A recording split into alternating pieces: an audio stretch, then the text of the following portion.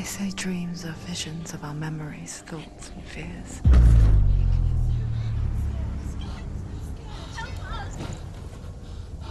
But what if each one of us is always... and we only see what our inner eye creates for us? World shaped by Senua's nightmares. Maybe that's why people fear seeing the world through our eyes. Yes, she's scared. Because if you believe that Senua's reality is twisted, you must accept that yours might be too.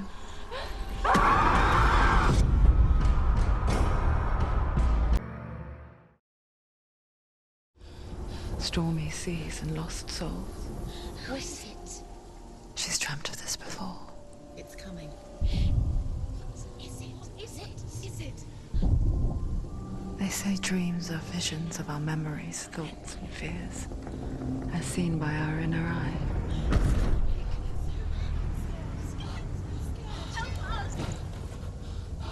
But what if each one of us is always dreaming, even when awake? And we only see what our inner eye creates for us. Is this what hell is? A world shaped by Senua's nightmares. Maybe that's why people fear seeing the world through our eyes. Yes, she's scared. Because if you believe that Senua's reality is twisted, you must accept that yours might be too.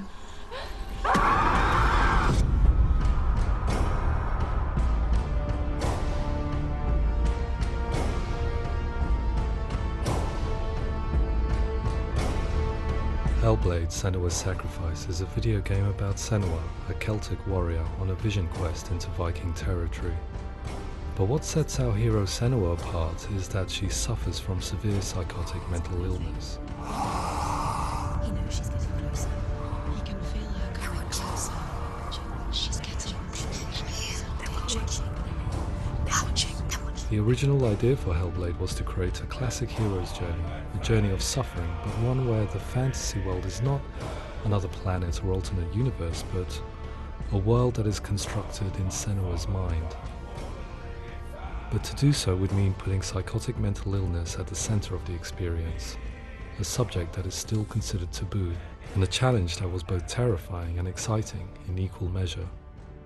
In Hellblade, the starting point was a newly discovered Celtic goddess called Senua in Ashwell, Hertfordshire. When first discovered, her name was thought to be Senua, a name which I liked and kept. I wondered if Senua might have been a Celtic warrior like Boudica who stood up to the Romans. While the Romans had conquered all of Europe, there was a group of Celts up in the furthest reaches of the Roman Empire that could not be conquered, the Picts. And so the Romans built a wall, called Hadrian's Wall, that spans across Britain from sea to sea to keep the Pictish barbarians at bay.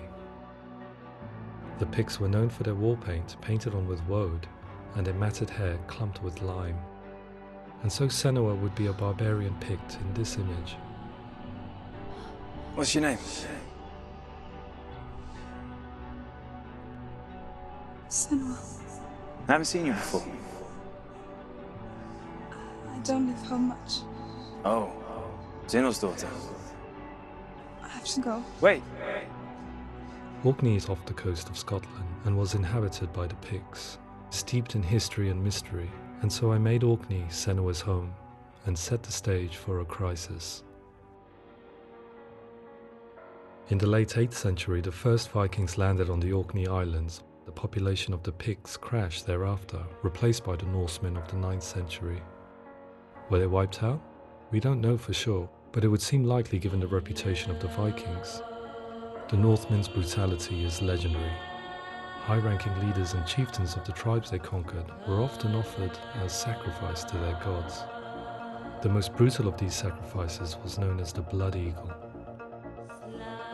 I imagine Senua as a young female warrior who returns home from exile to find her partner, Dillion, brutally sacrificed to a Norse god by these hellish warriors from a faraway land.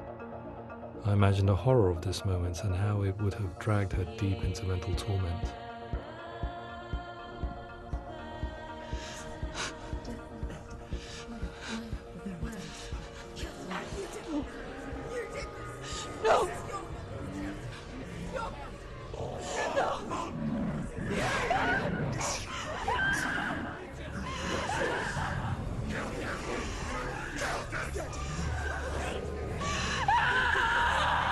came to learn that the Celts had a sophisticated and nuanced perspective on the nature of mental disorder. One term they used was Gelt. A Gelt is a man or woman who has been driven mad by a curse, battle trauma, or grief. The Gelt would take to a life in the woods in search of penance, punishment, and purgation. And so Senua became a Gelt, cursed by darkness, looking for redemption in the wilds. Another word the Celts used in reference to mental disorders was truth, meaning fool, or Liar. one who utters the words of God. They tell of the mad sinner who flees battle into exile and takes on a beastly nature, growing feathers on his body. The character called Truth in Hellblade is based on a little-known person called Findan, an 8th century Irish Celt who was captured and enslaved by the Vikings, but eventually escaped to Orkney where he became a monk. I will tell you my stories of hell, if I may walk with you. Upon meeting Senua, it would be his stories that fuel her quest deep into their world of gods. The Northmen say the world will come to an end. The sun will grow black, the earth will sink into the sea, the stars will disappear, fire and water will meet, flames will play against the sky, the heavens and earth and all the world will be burned, all the gods will be dead, and the warriors of Valhalla, and people everywhere. Senua, prepare yourself for Ragnarok, for it is nigh. So the stage was set for a new adventure, a journey into the Norse underworld called Hell, a vision quest fueled by madness and myth, a fantasy that was created by Senua's own mind, and one that we would experience through her eyes. This is your mission. This is your quest. There is nothing else left. To make a game about a warrior with psychotic mental illness as its central theme was fraught with danger. Mental illness such as psychosis is still taboo and rarely acknowledged in a century of cinema, never mind the new medium of games. Where it does feature, it often conflates psychosis and psychopathy associated with a lack of empathy. It is unfortunate that these two words sound so similar that they are used interchangeably in media. I must admit that I didn't have to look very far to discover my own ignorance of the subject. So we reached out to Paul Fletcher, psychiatrist and professor of health neuroscience at University of Cambridge. Psychosis is a descriptive term, and it refers to having a loss of contact with objective reality. So it's characterized by two main sets of symptoms. One of them is hallucinations, where somebody experiences perceptions when there is no actual objective thing out there to perceive. You're already dead. Who are you? And the other is delusions, where somebody comes to very often bizarre, unpleasant, frightening beliefs when there's no good evidence in favor of them. There's no doubt about it. The source of the darkness is in Helheim. And the goddess Hela holds his soul there. We reached out to Welcome, a biomedical research charity that spends billions on research and awareness programs aimed at improving health. Mental health hasn't always been presented in the media in a way that is particularly helpful. It can be challenging to engage people with the subject matter, and there are a lot of preconceived ideas about mental health, and particularly schizophrenia and psychosis. So we hope our support allows the team to continue to collaborate with Paul Fletcher and with those who have experience of psychosis to create a game that provides a fresh perspective on the condition and allows audiences to engage with it in a way that just wouldn't be possible in any other medium. What started out as a brief consultation convinced me that we were only scratching the surface of an immensely deep and interesting subject that could enrich and change the very nature of the game. That's cool. Thanks so much for coming here. Pleasure. Thanks. It's really interesting for me, and I'd love to be involved. It's fascinating. Absolutely. Our understanding of psychosis is still very much a mystery, and ways of treating it are still primitive compared to physical illness. After all, it is easy to see the pain and suffering caused by physical diseases or physical trauma. It is not so easy to see the mental suffering and trauma of severe mental illness. But what if we could find a way to see it? Games are capable of drawing you in for hours on end, playing the role of a character who is different from you, experiencing their perspective, and actively involving you in a world that functions with a different set of rules. Calls you to your death. It's an evil voice. If we were to represent Senua's psychosis, we would have to simulate voice hearing, a common attribute. But how can we simulate something we have no first-hand experience of? Professor Charles Fernyhough, a leading expert in voice hearing from Durham University, offered his help. Hearing voices is an experience that is usually associated with severe mental illness, and crucially we know that hearing voices is a part of ordinary life for many people who don't meet the criteria for mental illness. Yeah. Oh, that's not him in real life. We know voices vary according to where they appear in space. Voices can appear far away in the distance, they can appear right there in your ear, they can seem to be coming from inside your head. Based on the information Professor Fernyhough provided, I put together a sound brief and invited some actors to the studio. We recorded the actors using a binaural microphone, which records the 3D spatial position of sound, replicating the way sound is heard by human ears. It gives you an incredible sense that the person you are listening to is right there beside you. Can't see how she's going.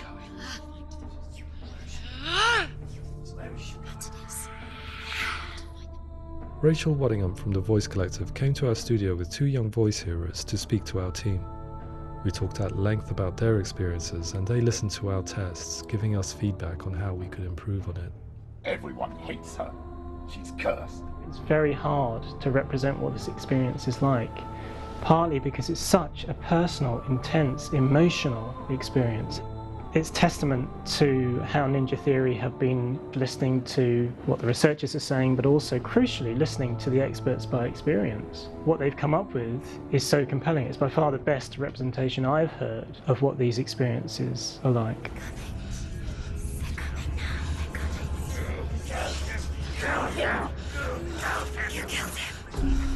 Other common attributes of psychosis are visions and flashbacks. We met with Recovery College East, who work with and care for people recovering from severe mental disorders. A group of service users gave us their first-hand account of what they experience. Sometimes when the visions or what we're seeing is too much, we become small until eventually we perhaps don't see anything. The people we spoke to, the stories they told, were fascinating, harrowing and mind-boggling. The reality of what people experienced was vivid, far exceeding what I could possibly have imagined. We went away itching to represent some of these visions and flashbacks in the game. As we all know, my heart is so, love is so far away. Don't you know how I wanna feel deeper? I could never know how you grow, all these days are killing me. Now I see deep in me insanity does unfold. I just wanna feel deeper, deeper. I just wanna feel deeper, deeper.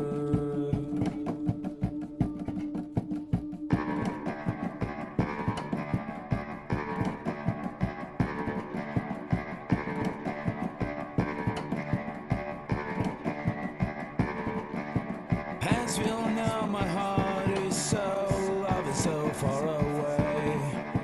Don't you know how I wanna feel deeper? I could never know how you grow, all these days are killing me. Feel like this, read like this, I just wanna live that song. I just wanna feel deeper, deeper. I just wanna feel deeper, deeper.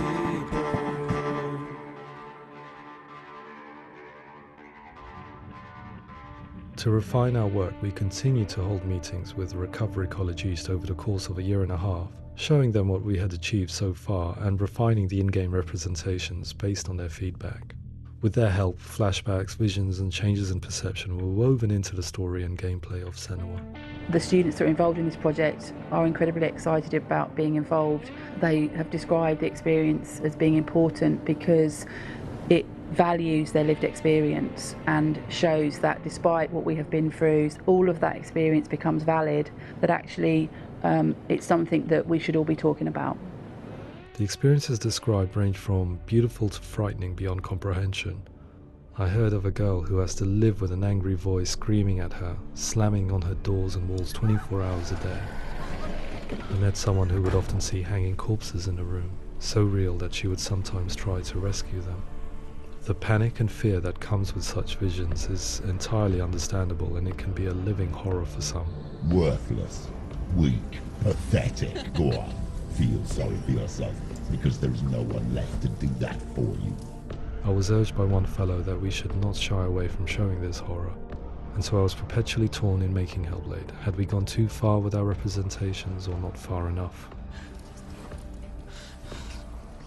Broken and lost. Just like your soul. Come on.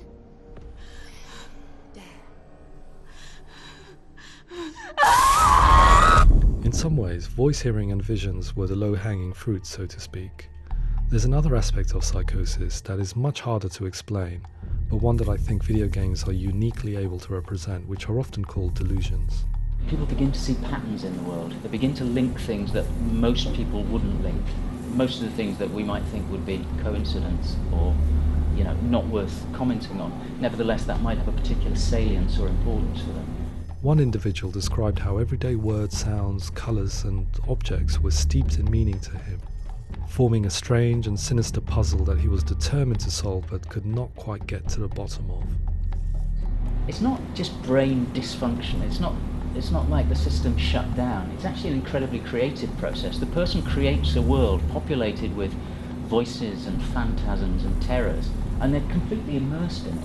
They believe in it. We often invite people into the studio to play the game. In one of our playtests, they played through much of the game, making associations between runes, secret messages, and the threat of darkness that stalked them. There are many things that happen in the world of Hellblade that make perfect sense within the context of Senua's mind.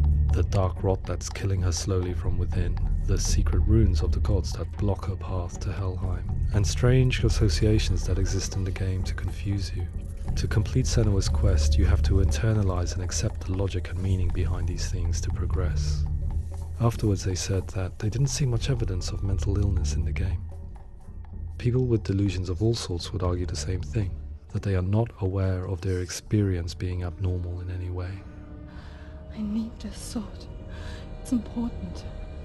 Representing perception changes and thinking patterns within Hellblade gives us a set of symptoms common in psychosis.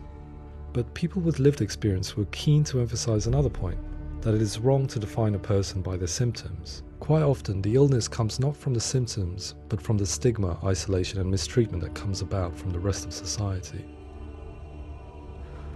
They say that I'm cursed. What if they're right?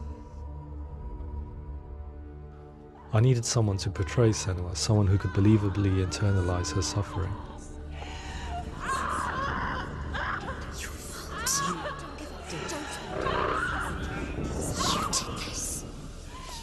Melina Juergens, our video editor, had been a stand-in for Senua over a few months while we perfected our motion capture techniques. Without realizing it, she had already auditioned for the role, and I knew her well enough to know that I didn't have to teach her to act, but to relive her own internal pain. As often is the case, those who have suffered mental anguish are never far from us.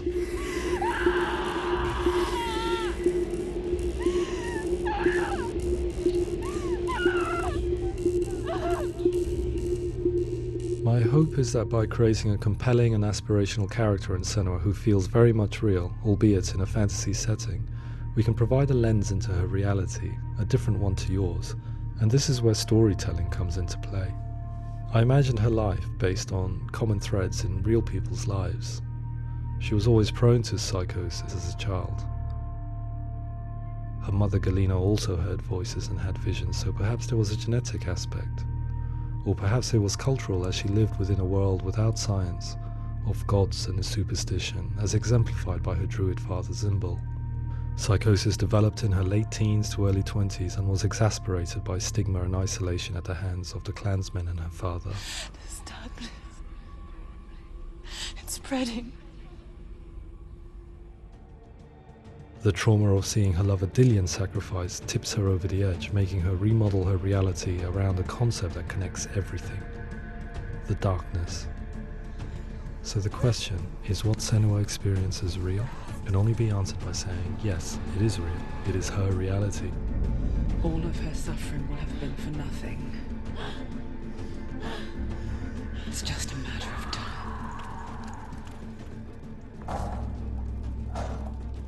Towards the end of the project, service users and professionals that had collaborated with us were invited to see the near-final game. It was a chance to see if the game had reflected their views or if it had misrepresented them. For me, being involved in especially developing Senua's character has been really important, and being able to bring in my perspective and what I see and what I hear, and having that built into the game has been a real privilege. It's gritty and it's meaty, and there are some tough subjects in there that are being tackled with honesty.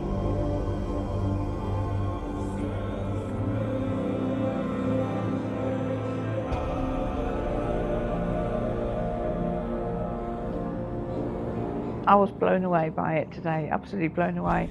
It was just fantastic to get the opportunity to use our lived experience in a very creative way. There's nothing tokenistic about the work we've put in. It feels like we've been listened to, things have been taken on board, and I think there was a lot of realism in the game itself, and it feels very authentic.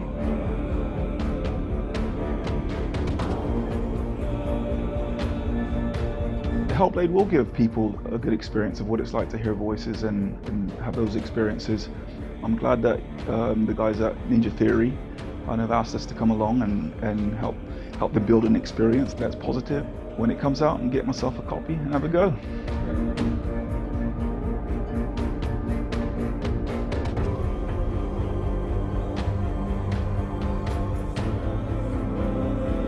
I think all the way through I was really inspired by how the conversations have translated into the game in a way that I think I didn't imagine was possible. So wonderful, really wonderful.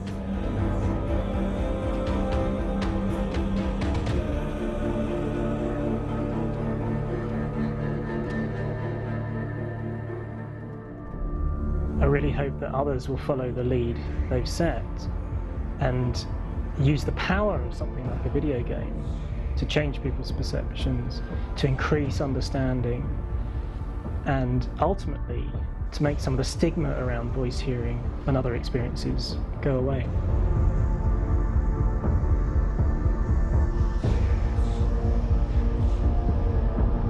For me, it was really exciting to see something that I explore scientifically being represented so beautifully in a character who's trying to penetrate the mysteries of the environment in which they've been placed, with all of this strange uncertainty and noise and conflicting information that they're getting.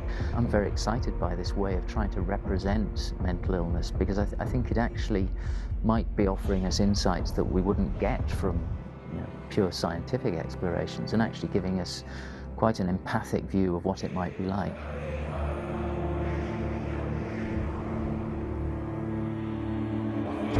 Mental illness has been with us for as long as we have been on this planet, but why?